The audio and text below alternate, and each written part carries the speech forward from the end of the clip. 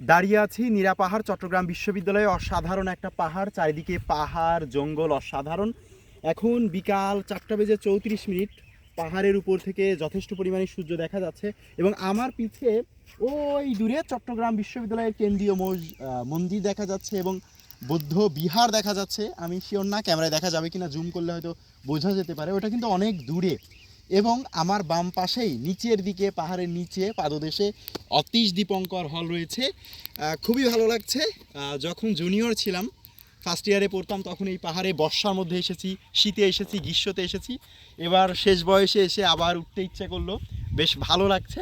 এবং চারিদিকে ওই দূরে দেখা যায় খুব সুন্দর, কিন্তু একটা সুন্দর দৃশ্য দেখা যাচ্ছে। যদিও অনেক জঙ্গল কেটে দেওয়া হয়েছে, মাঝে মাঝে আগুন দেওয়া হয়েছিল, বাট পুরো পরিবেশটা কিন্তু খুবই অসাধারণ, খুবই ভালো লাগার মতো জায়গা। যারা এখানে এসেছে রেগুলার তারা তো বিষয়টা জানে, কিন্তু আমার যারা ফেসবুকে বন্ধু আছে বা দূরের মানুষ আছে, যারা কখনো পাহাড়ে আসেনি যে বা এই বিশ্ববিদ্যালয়কে ঘুরে দেখেনি, তাদের কাছে এটা কত সুন্দর, মোহনীয়।